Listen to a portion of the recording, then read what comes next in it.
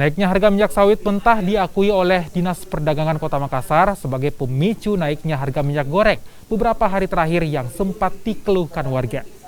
Selain minyak goreng, harga cabai juga mengalami kenaikan yang cukup signifikan. Harga cabai naik akibat cuaca buruk yang melanda sejumlah daerah hingga sejumlah petani mengalami gagal panen dan juga distribusi yang terhambat akibat cuaca buruk.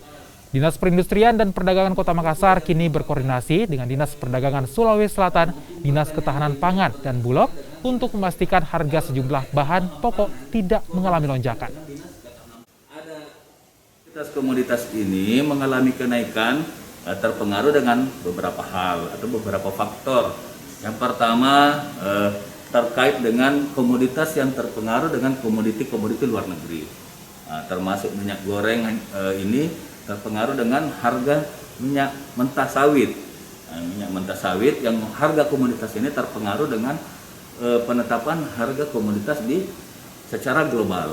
Begitu juga dengan komoditas cabai rawit merah, ini pengaruh daripada faktor cuaca sehingga menurunnya produksi sehingga permintaan yang tinggi ini hukum pasar sehingga harganya naik.